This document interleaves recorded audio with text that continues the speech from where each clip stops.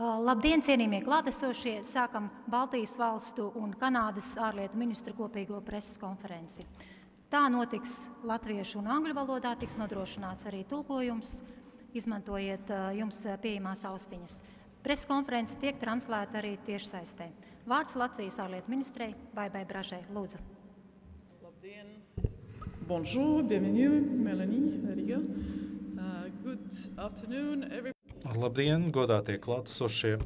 Šodien Rīgā sveikt gan Kanādas ārlietu ministri, Latvijas vienu no lielākajām atbalstītājām, ar kuru mēs pirmo reizi satikāmies 21. gadā tieši Rīgā, šeit Latvijā. Un es tajā laikā strādāju NATO, un arī tas bija saistībā ar Kanādas spēku klātbūtni Latvijā. Un arī šodien, protams, mēs sākām ar to, ka mēs apmeklējām Kanādas spēkus, apbalvojām viņus par lielisko dienestu. Un otra programmas daļa ir tradicionālā Baltijas un Kanādas ārlietu ministru tikšanās. Un man ir tikpat liels prieks sveikt manu dārgo draugu Margus Cahnu no Tallinas, mērojas garu ceļu, un Lietuvas viceministru šeit Rīgā. Mūsu sarunas šodien koncentrējās uz jautājumiem par drošību.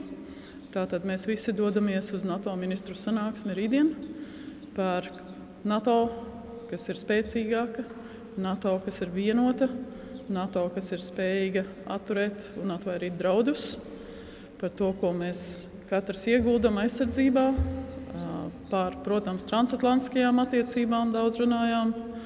Runājām arī par Krievijas draudiem un Krievijas politiku.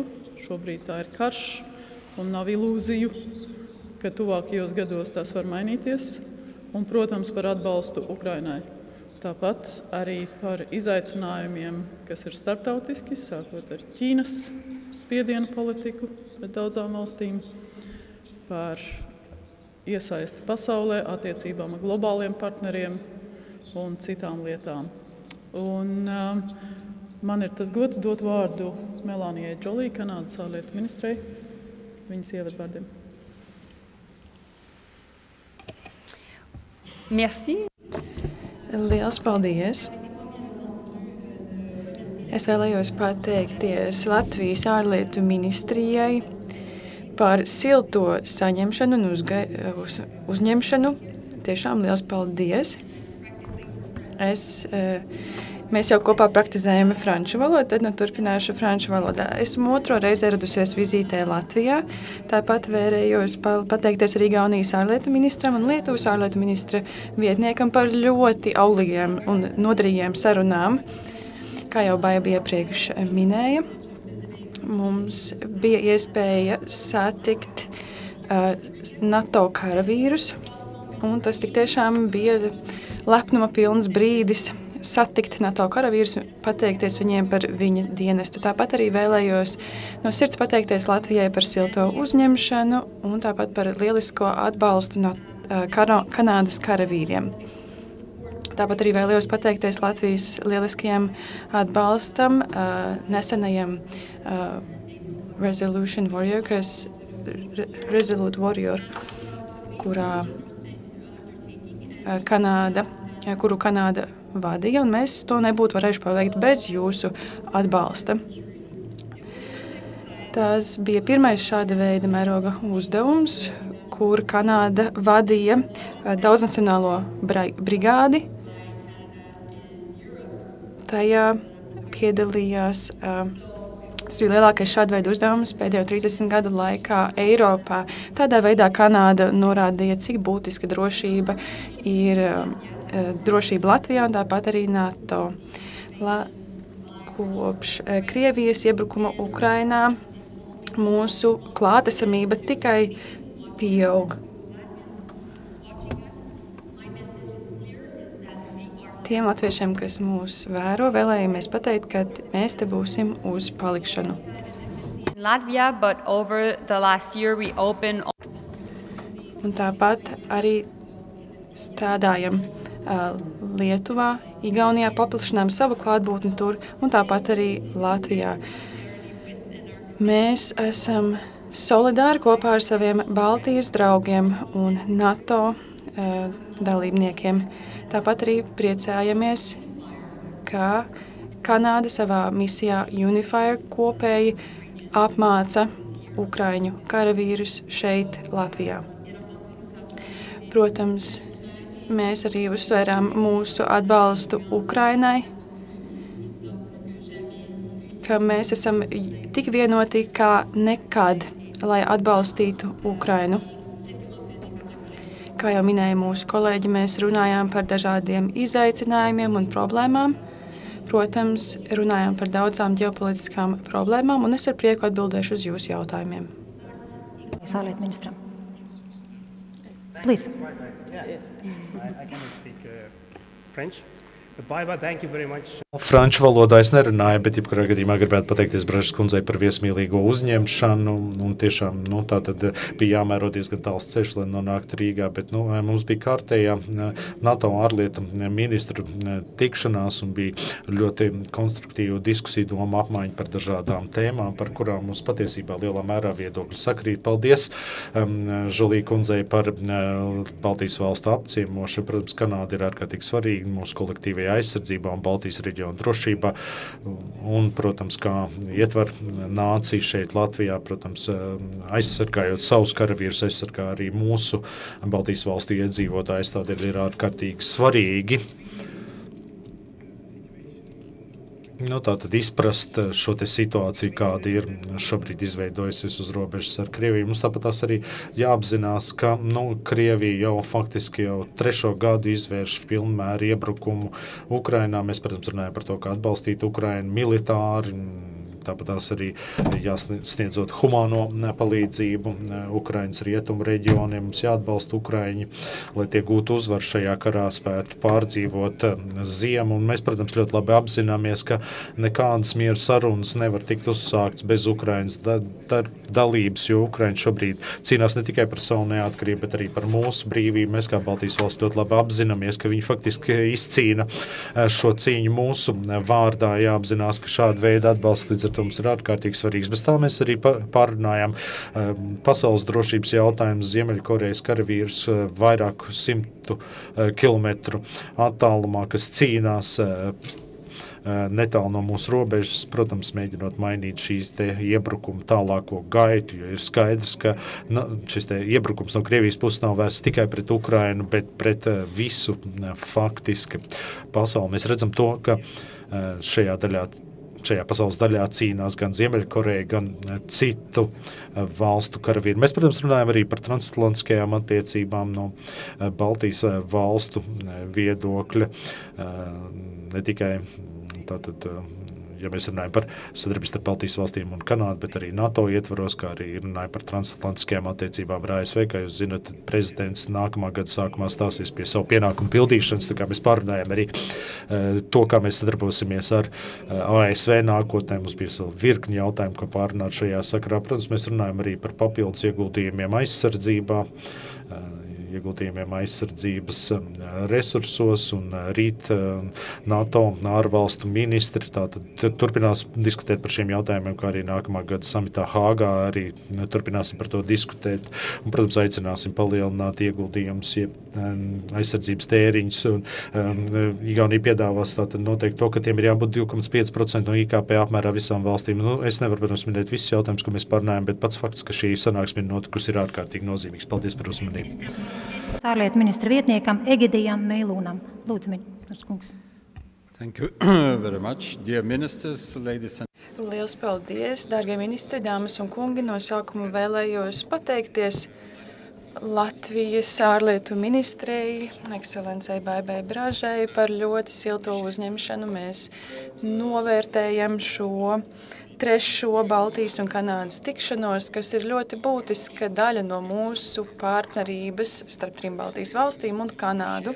Izmantošu šo izdevību, lai minētu dažādas tēmas, ko mēs šodien pārunājam. Pirmkārt, spēcīgas transatlantiskās attiecības mums ir ļoti nozīmīgas, it īpaši ņemot vērā brutālo Krievijas iebrukumu Ukrainā un tāpat arī dažādu citu autoritāru režīmu destruktīvo attieksmi pasaulē. Tikai sadarbojoties kopā ar mūsu transatlantiskajiem partneriem, mēs varam aizstāvēt starptautisko kārtību. Šajā sakarā mēs ļoti augstu novērtējam mūsu tuvo sadarbību un draudzību ar Kanādu, kas ir ļoti nozīmīga Baltijas reģiona aizsardzībai, un tādā veidā mēs varam turpināt atbalstu Ukrainai un tāpat arī veicināt Ukrainas bērnu atgriešanu. Šajā sakarā vēlējos jūs informēt, ka mēs pievienojāmies Ukrainas iniciatīvai, un tādējādi mēs kopēji turpināsim strādāt, lai Ukraiņi varētu droši atgriezties mājās. Tāpat arī papildu humānā palīdzība, militārā palīdzība Ukrainai joprojām ir aktuāla. Tas ir nozīmīgi arī visai aizsardzībai. Ja Ukrainai nāksies, ja tā būs spiesta parakstīt miera līgumu, tad tas būs globāls zaudējums, jo tas iedrošinātu citus autoritārus režīmus iebrukt citos reģionos. Transatlantiskās attiecības izaicina Krievija, Ķīna, Irāna, Koreja, kas ir pārkāpušas jebkādas robežas un arī apdraud ANO. Tādā veidā Krievija turpina apdraudēt starptautisko mieru.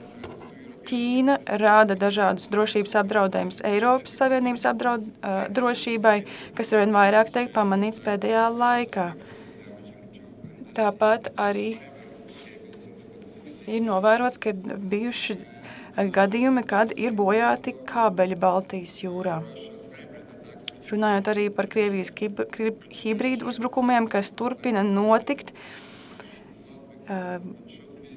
Atlantiskajā teritorijā, tam nevajadzētu kļūt par jauno normu, un Krievijas darbības ir jāierobežo. Paldies! Runātājiem laiks mēdīju jautājumiem. Uzdodot jautājumu, lūdzu izmantot mikrofonu, nosaukt savu vārdu, uzvārdu un kam jautājumu adresējat. Lūdzu. Hi, Minister Jolie, it's ABC. Sveicināt, gribēju uzdot jautājumu par Grūziju un notikumiem, kas ir norisinājušies pēdējās 4 dienās. Kremlis, jeb oficiālā Maskava, to pasniedz kā vēl vienu Maidānu, kas varētu novest pie nevēlamām sekām. Kā jūs uzskatāt, Eiropas Savienībai un tās sabiedrotajiem Kanādai ASV vajadzētu reaģēt uz šo notikumu attīstību? Es ļaušu Eiropas Savienības valstu pārstāvjiem pašiem atbildēt, bet tas, ko es varētu teikt no Kanādas puses, ir tas, ka mēs solidarizējamies ar Gruzijas iedzīvotājiem. Mēs esam ļoti nobežījušies par to, ko Krievija mēģina panākt Gruzijā. Mēs sekosim līdzi citu valstu piemēram un ieviesīsim sankcijas pret konkrētām personām, kā arī uzņēmumiem, kas ir iesaistīts vai nu cilvēktiesību pārkāpumos vai korupcijā. Tātad piemērosim sankcijas pēc mūsu likumdošanas, tā kā tuvākajās dienās mēs noteikti publiskosim jauns paziņojums par šo jautājumu. Ja runa ir par Latviju, tad Baltijas valstis ir aktīvi konsultējušās šajā jautājumā ar Baltijas valstu ārlietu ministriem, lai izvērtētu situāciju, kā arī lemtu par to, kāda soļi būtu spērami, reaģējot uz to arī Eiropas Savienībā. Tātad mēs arī redzējām, ka bija ļoti precīzi tātad ārlietu arī augstā pārstāvja tātad paziņojumi attiecībā uz Eiropas Savienības nostājas šajos jautājumos. Tā kā nepārprotami Gruzijas nākotne, Gruzijas iedzīvotāji nākotne, par ko Gruzijas iedzīvotāji šobrīd cīnās, tātad ir, protams, saistīta ar dalību Eiropas Savienībā. Mēs redzam arī, ka referenduma rezultāti arī parāda to, ka cilvēkiem ir jānodrošina tomēr tādas cilvēktiesības kā pulcēšanās tiesības un vārda brīvības tiesības, un mēs, protams, gribētu aicināt Gruzijas valdību tātad nevērsties pret tātad iedzīvotājiem un turpināt strādāt uz integrāciju Eiropas Savienībā līdz 2028. gadam, neskatoties uz to, ka tad varbūt uzņemtais virziens ir citādāks, bet Eiropas Savienības turpina atstāt iespējas tātad Gruzija iekļauties. Bet, protams, ka jebkura veida vardarbība neļauj mums klusēt tātad, un mums ir pienākums izteikties, reaģēt uz vardarbību. Es gribētu papildināt arī atbildu uz šo jautājumu. Ir skaidrs, nepārprotam, ka mēs nevaram uzskatīt, ka Gruzijā notikušās vēlēšanas ir demokrātisks un noritēja atbilstoši demokrātiskiem standartiem. Arī tas, kas notiek šobrīd protestu laikā, tātad, kur uz ielām ar vārdu tiek apspiesti miermīlīgie demonstranti, demonstrāciju dalībnieki, kuriem ir vārda brīvība, tiesības izteikties, paust savu viedokli. Mēs, protams, nevaram samierināties ar šādu situāciju, kā Eiropas Savienības dalība valsts, un ir ļoti žēl, ka vadošā politiskā partija ir nolēmusi neieklausīties Gruzijas iedzīvotāju viedoklī un vēlmēs, un ir pagriezusi valsti projām no Eiropas Savienības. Neskatoties uz to, ka šāds kurs ir ierakstīts Gruzijas konstitūcijā, tā kā šis jautājums faktiski ir plašāks nekā tikai politisko elišu vēlmes.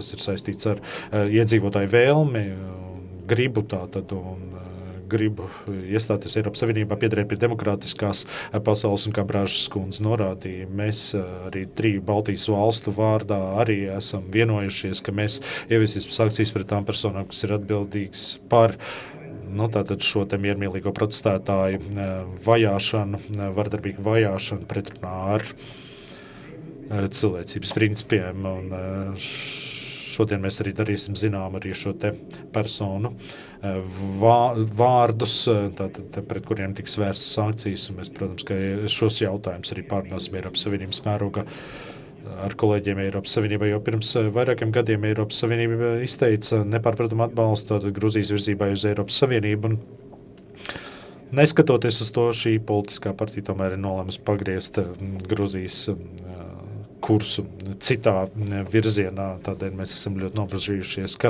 Gruzijas iedzīvotāji grib netiek pildīta.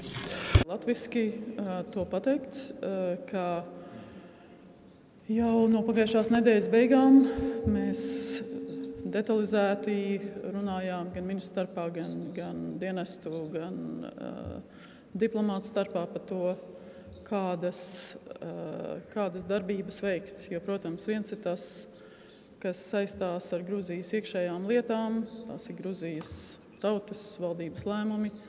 Otrs jautājums ir tas, kas tiešām ir attiecas uz eiro integrāciju, ko mēs esam atbalstījuši un atbalstam joprojām, un veidu, kā Gruzijas pilsoņi, iedzīvotāji izpauž savu protestu pret zināmiem lēmumiem, ko valdošā partija Gruzijā un valdība ir lēmusi atteikties no sarunu ar Eiropas Savienību turpināšanas un izmantojot milzīgu dezinformāciju pret Eiropas Savienību, dažādus viltus ziņas un citas lietas. Tā kā tas ir rezultējies, protams, masveida protestos, kas ir Gruzijas iedzīvotāju pamatiesības, tāpat kā Latvijā vai kur citur. Un šo protestu apspiešana ir pilnīgi nepieņemama, un mums jau tādi precedenti ir bijuši arī pēc Baltkrievijas protestu apspiešanas, ka izdarītāji var tikt iekļauti Latvijai nevēlamu ieceļošanai cilvēku sarakstā. Par vārdiem kādreiz mēs viņus publiskojam, kādreiz mēs viņus nepubliskojam. Tas ir mūsu suverēns lēmums, un arī šajā gadījumā, tad, kad tas tiks izdarīts, mēs lemsim par to, vai tos vārdus publiskot vai nē, bet politisks lēmums, skaidrs lēmums par to, ka tāds saraksts būs, tas ir pieņemts. Paldies. Vai Lietuvas pārstāvis vēlas? Jā, paldies, varbūt pavisam īsi arī atbildēšu uz šo jautājumu. Ja mēs runājam par sankciju ieviešanu, tad tas jau tika pieminēts arī mūsu ārlietu ministrs Gabriels Landsbergs arī pirms dažām minūtēm savā Twitter kontā jau ir nopublicējis sarakstu ar tiem Gruzijas varas pārstāvjiem, pret kuriem tiks ieviesti iebraukšanas aizliegumi no Lietuvas puses, ņemot vērā to iesaisti vardarbībā pret protestētājiem un vēršanos pret šo protestētāju cilvēktiesībām. Un mēs, protams, pilnībā atbalstām Gruzijas vēlmi iestāties, integrēties Eiropas Savienībā.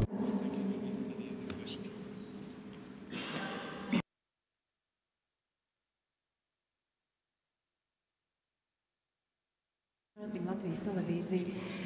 Es vēlējos vaicāt par šiem sarakstiem, vai jūs saskaņojat savstarpēji Baltijas valstis šo nevēlamo personu sarakstu, jau Lietuvas pusi jau ir to publiskojusi.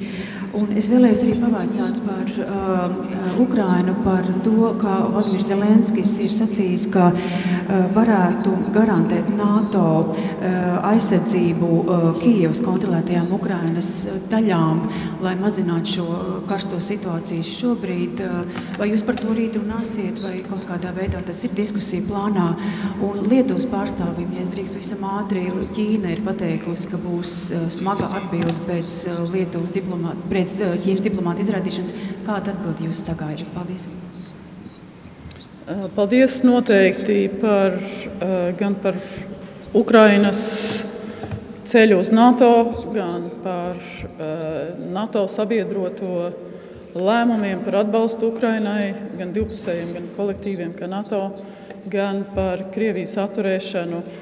NATO ministru sanāksmes laikā ir vairāk sesijas, ir NATO ministru pati sesija, kas ir specifiski par gatavošanos Hāgas samitam, kur arī būs runa par šiem te Krievijas atturēšanas aizsardzības pasākumiem un ietekmes minimalizēšanu.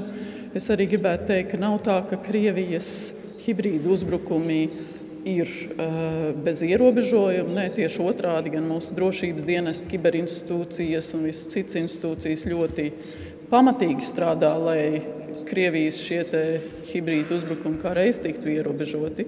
Un valstu starpā ir arī pamatīga informācijas apmaiņa un savstarpēja sadarbība šajā jautājumā. Tā kā nav tā, ka Krievija vienkārši brīvi rīkojās NATO dalībvalstīs, tā tiešām nav. Un tāpat mums ir sesija ar Ukrainu, NATO Ukraine Council, un tās ietvaros piedalīsies arī Ukrainas ārlietu ministrs.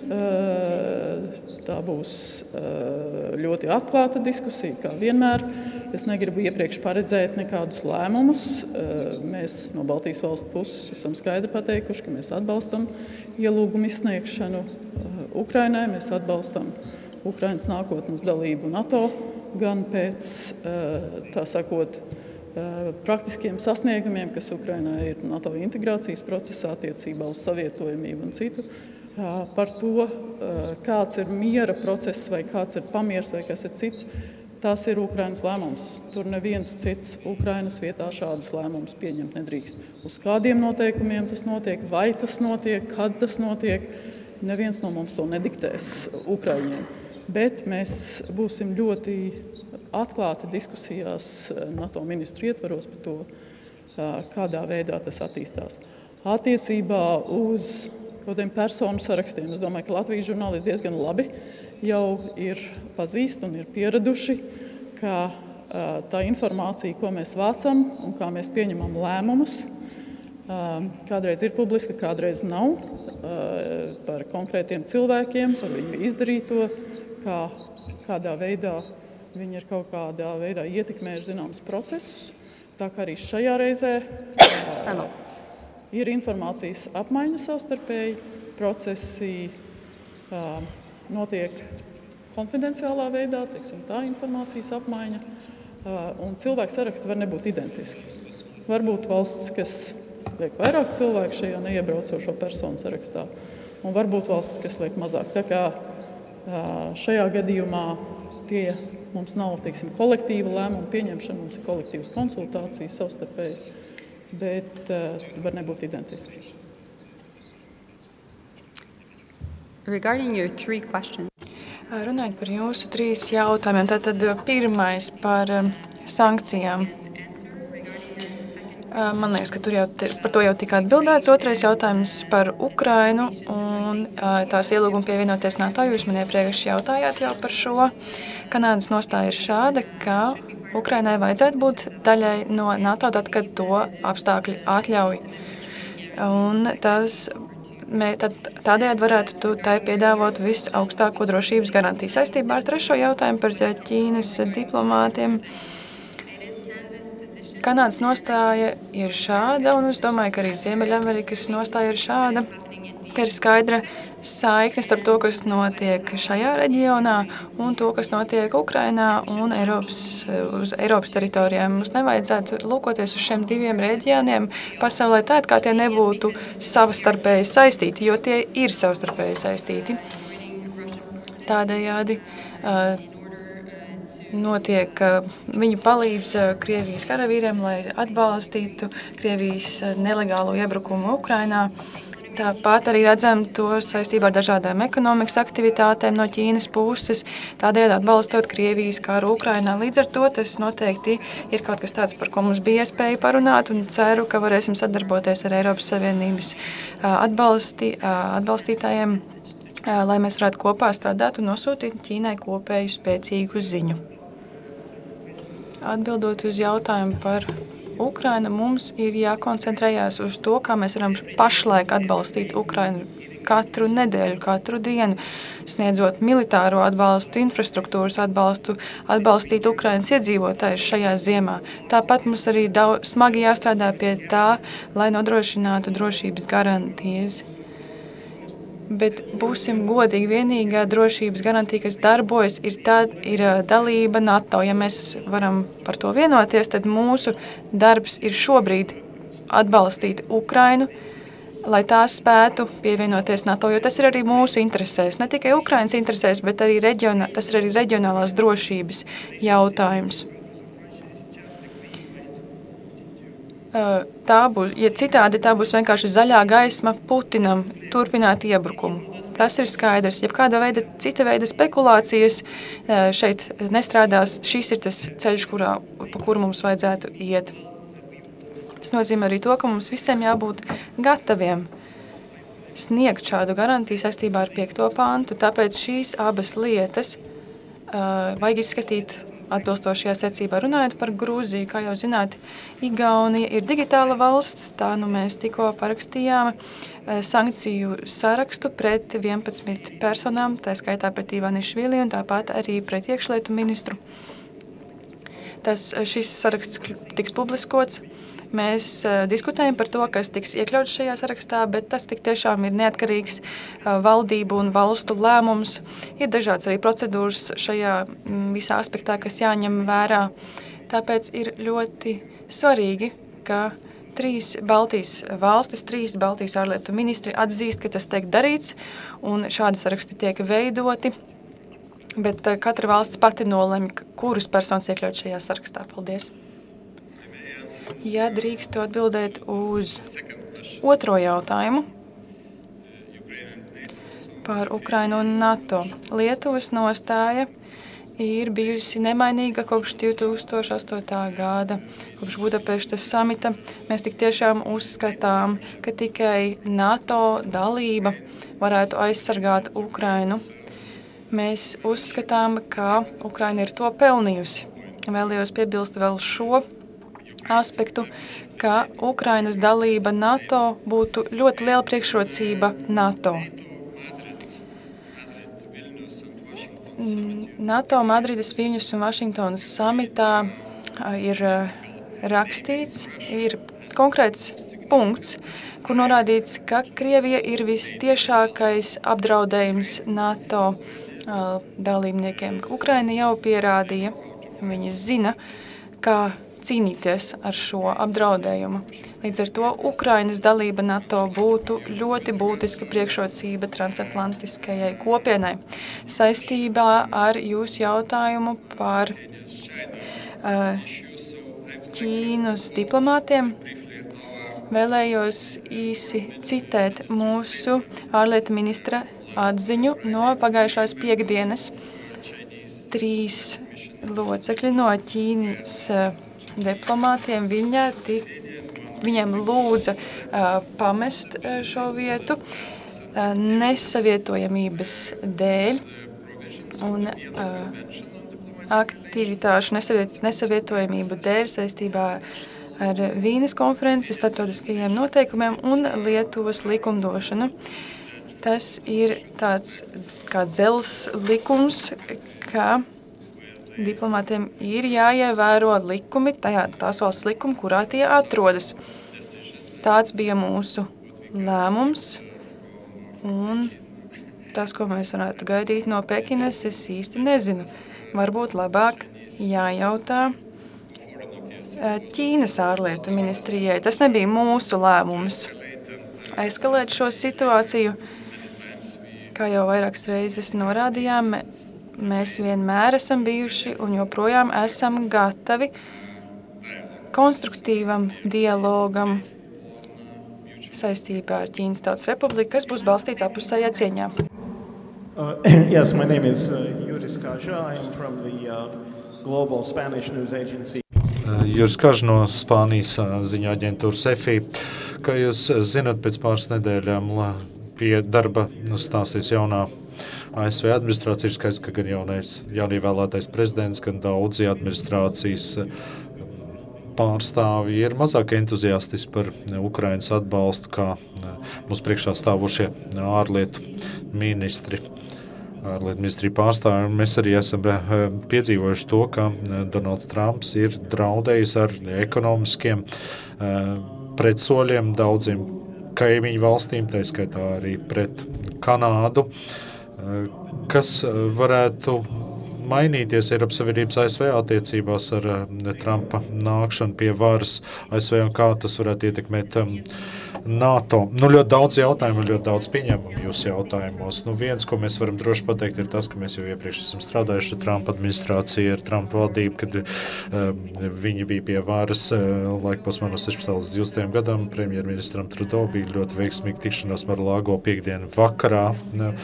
Tā turpinājās vairāk kā 3 stundas, tika pārrunāti veseli virkni daudz dažādu jautājumu, tā izskaitā arī tirdzniecību saistīti jautājumi, ar kopējo robežu saistīti jautājumi.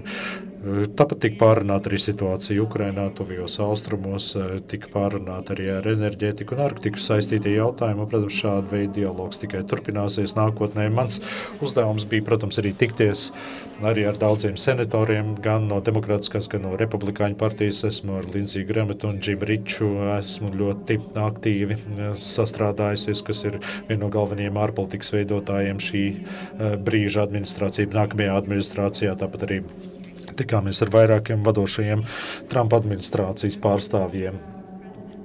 Ir svarīgi atcerēties to, ka jaunievēlētais prezidents Trumps stāsies pie savu pienākumu pildīšanas pavisam citādākā ģeopolitiskajā situācijā nekā pirmajā termiņā.